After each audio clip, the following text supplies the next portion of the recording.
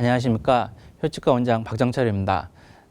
오늘은 제가 GBR을 동반한 임플란트 치료 시 고려사항에 대해서 이야기를 드리도록 하겠습니다. 제가 요 수요 세미나에서 오스템 수요 세미나에서 세 가지 내용의 이야기를 드리기로 했었는데요. 그 마지막 세 번째 이야기인데요. GBR을 동반한 임플란트 치료를 할 때 특별한 어떤 원칙, 교과서적으로 나오는 그런 원칙의 그런 내용보다는 오늘 드리고 싶은 내용들은 제가 그동안 임플란트 치료를 많은 임상 경험은 아니지만 임플란트 치료를 해오면서 제가 개인적으로 좀 중요하다고 생각하는 그런 내용들을 조금 간략하게 추려서 이야기를 좀 드려보도록 하겠습니다. 오늘 제가 준비한 내용은 세 가지 내용을 준비를 했는데요. GBR을 동반한 치료를 할 때 어떤 임플란트를 선택하고 어떻게 위치를 시키는가에 대한 이야기하고요. 그다음에 GBR을 한 뼈 자체가 처음부터 D1, D2번 이러지는 않을 거거든요. 그래서 대개는 D4, D3 이런 소프트본으로부터 이렇게 시작을 하게 되기 때문에 소프트본에 맞는 어떤 트리트먼트 프로토콜에 대한 이야기를 조금 드리려고 하고요. 그다음에 우리가 GBR이라는 치료가 뼈만 만드는 그런 치료가 아니고 임플란트를 식립을 하고 그다음에 어부트먼트도 만들고 보철물도 만들고 해야 되는데 그런 일련의 임상의 치료 과정이 우리가 힘들고 어렵게 수술해서 만들어 놓은 새로 만든 뼈들이 계속 이렇게 리모델링 되면서 이렇게 성장해 가는 데 있어서 방해하지 않아야 하거든요. 그럼 그런 내용에 대해서 조금 이야기를 드려보도록 하겠습니다. 첫 번째는 어떤 임플란트를 선택하고 어떻게 위치해야 될까에 대한 이야기를 좀 드려보도록 하겠습니다. 보통 우리가 이제 임플란트를 선택하는 데 있어서 이렇게 두 가지 기준을 가지고 많이 선택을 하는 것 같습니다. 픽스처의 표면은 어떤 성질을 가지고 있는지, 그다음에 픽스처의 디자인은 어떤 디자인을 가지고 있는지 이렇게 선택을 하게 되는데요. 좀 결론적으로 이야기를 하자 하면 픽스처의 표면은 좀 더 하이드로필릭한 그런 성질을 가졌으면 좋겠고요. 그다음에 픽스처의 디자인은 플랫폼 스위칭이 가능한 인터널 서브머지드 타입의 테이퍼드 디자인을 사용하는 게 GBR을 동반한 임플란트 치료에 있어서는 좀 유리한 부분이 있는 것 같습니다.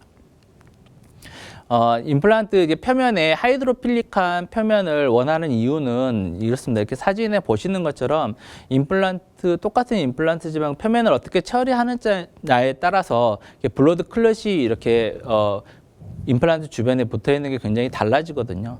이거는 결국은 임플란트 주변에 뼈가 얼마나 잘 붙느냐, 그러니까 임플란트의 세컨더리 스테빌리티를 증가시키는 뼈가 얼마나 잘 붙고, 그다음에 임플란트 주변에 이렇게 BRC 비율을 얼마나 바꿔줄 수 있느냐라는 그런 성질이 되거든요. 그래서 픽처의 서피스, 임플란트의 서피스 표면이 굉장히 좀 더 하이드로필릭한 이런 서피스가 되어 있을 때 GBR을 했을 때 고리식재가 신생고리 형성이 되면서 임플란트 표면에 잘 붙는 그런 모습들을 보일 수 있을 것 같아서 하이드로필릭한 임플란트 서피스가 좀 좋다고 생각하고요. 실제 임상을 좀 보면 제가 이 37번 자리에 루트 프랙처가 있어가지고 발치를 하고 이 자리에 이제 동종골 이식을 하고요. 그리고 나서 임플란트 한 5개월 정도 지나서 임플란트를 식립을 하고 한 4개월 정도 되어서 이렇게 프로그레시브 로딩을 통해서 보철물을 이렇게 마무리를 했습니다. 이게 파이널 보철물을 마무리를 하고 나서 3개월 정도가 지나서 환자분이 이제 임플란트에 모빌리티가 있다고 이렇게 병원에 다시 오셨거든요. 임플란트 흔들린다고 오셨는데 봤더니 임플란트 이렇게 쏙 빠져버리는 거죠.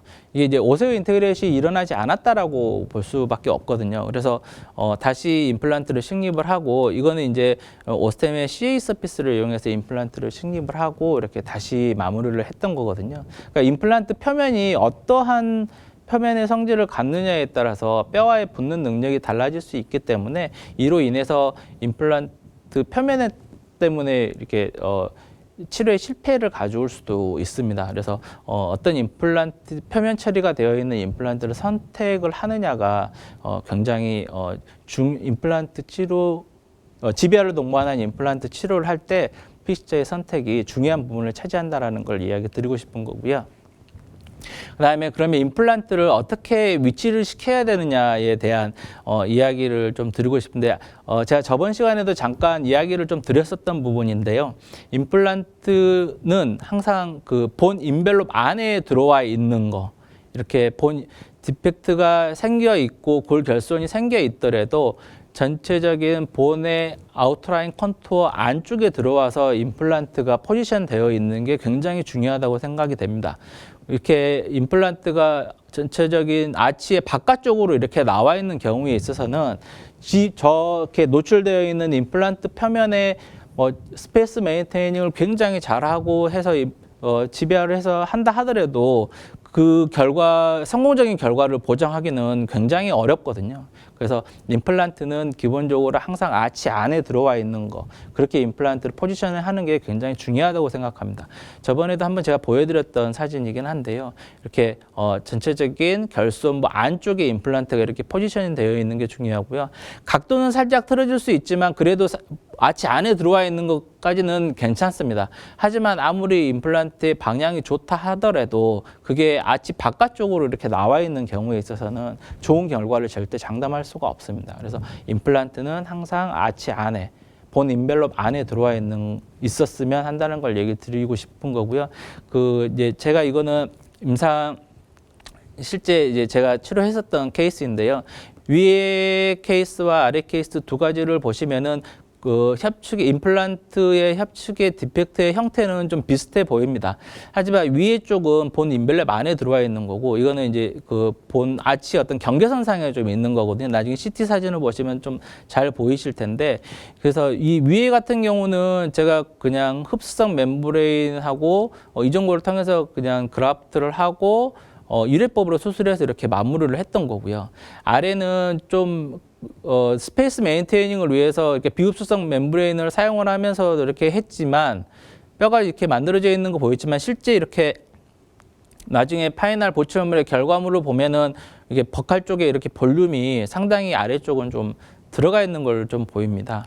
이거를 CT상에서 이렇게 좀 비교를 해서 보시면 첫 번째 했었던 위에 사진은 이렇게 임플란트의 위치가 본 인벨롭 안에 이렇게 들어와 있었기 때문에 제가 그라프트 머터리얼과 흡수성 멤브레인만을 사용을 했었어도 이렇게 협축에 충분한 임플란트를 지지할 수 있는 본이 형성되어 있는 반면에 오른쪽처럼 이렇게 본의 인벨롭의 어떤 경계선상에 있는, 아웃사이드까지는 아니지만 경계선상에 있는 이런 경우에서는 협축에 결국에 이제 만들어질 수 있는 뼈가 굉장히 그 볼륨이 이렇게 작게 되거든요.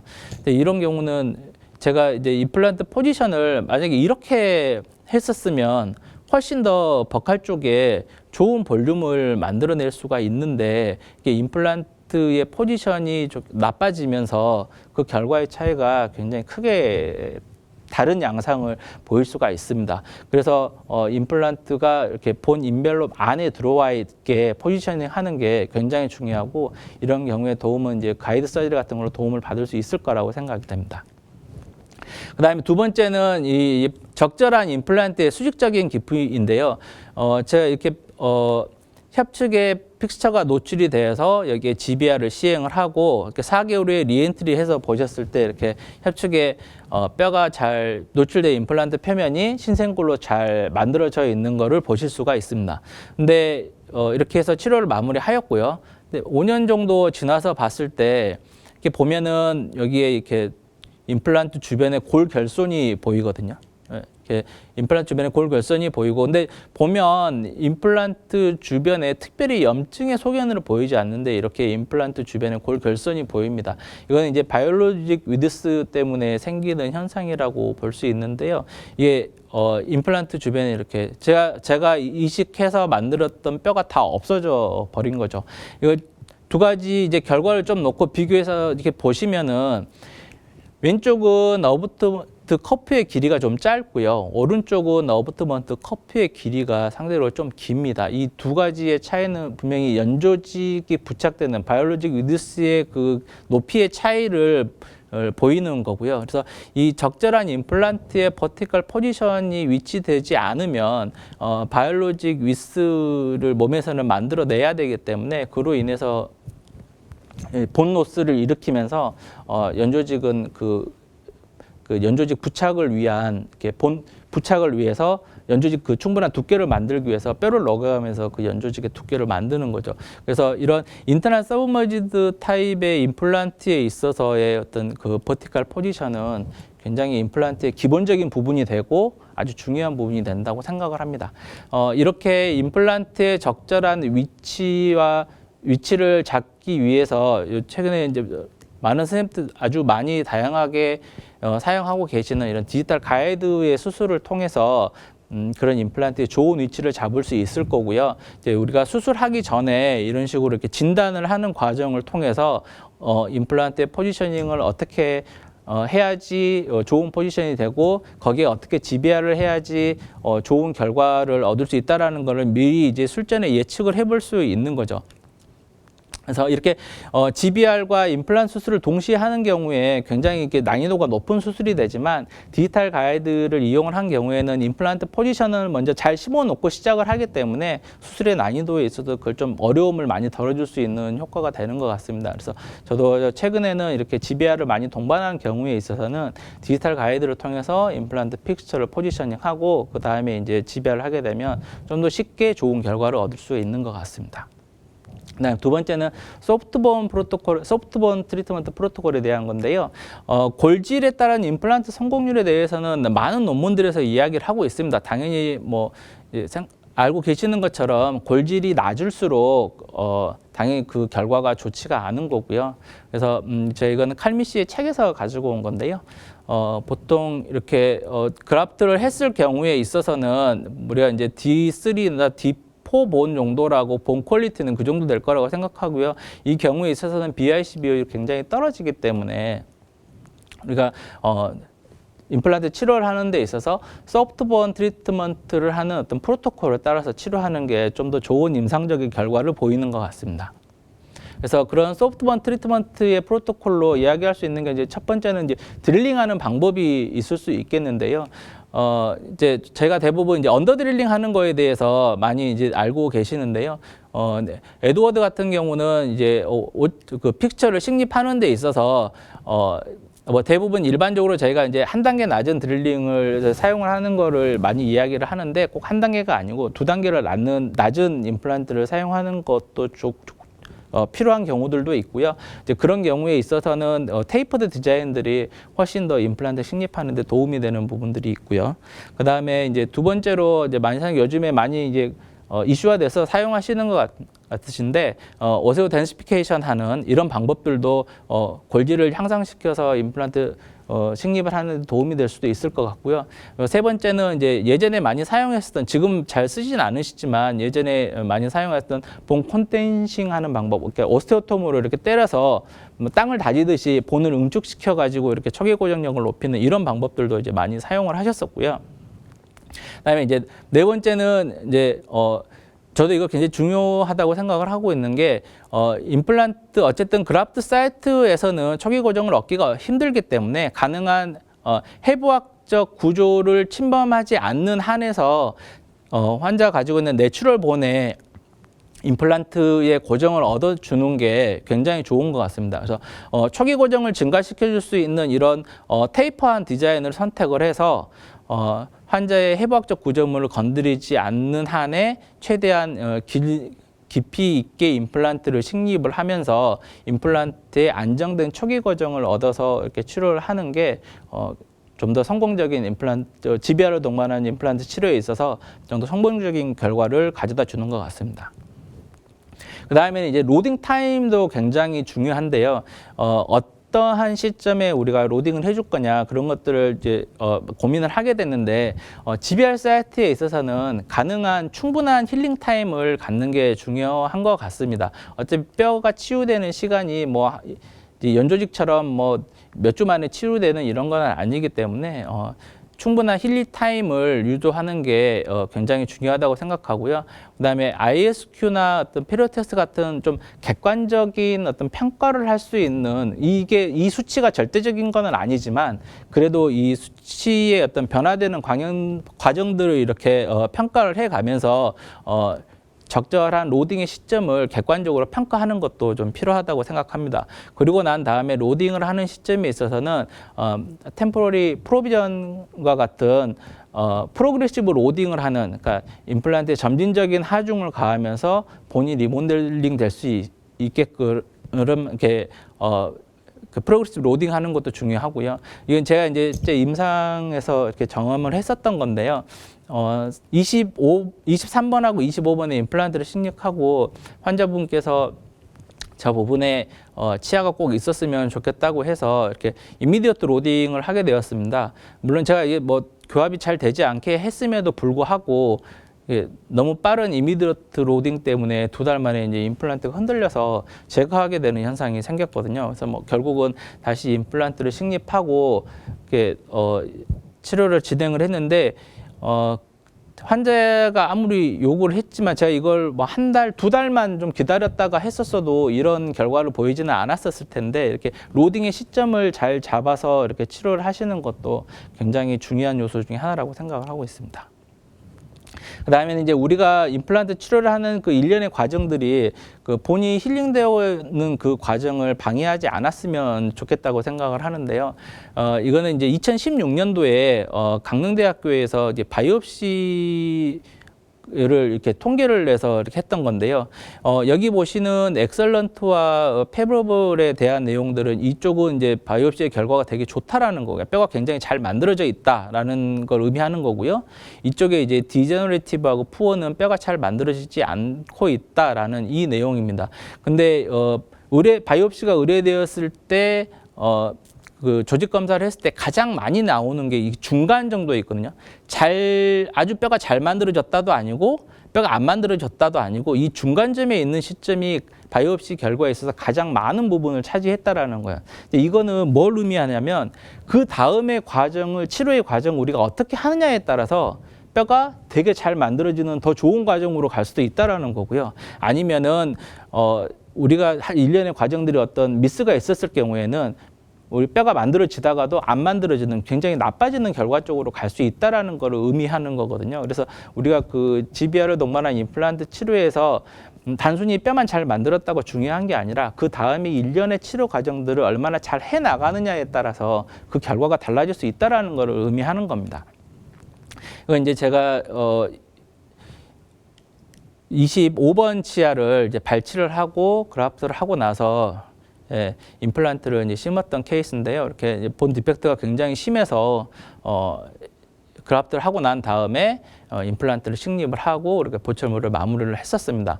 그래서 이걸 이제 제가 그라프트 했을 때부터 사진을 이렇게 쭉 했던 걸 한번 리뷰를 해봤었는데 2014년, 2015년, 2016년 요 시점에 보면은 이제 2015년도에 이렇게 보면은 그라프트 머티리얼들이 임플란트 주변에 이렇게 보이죠.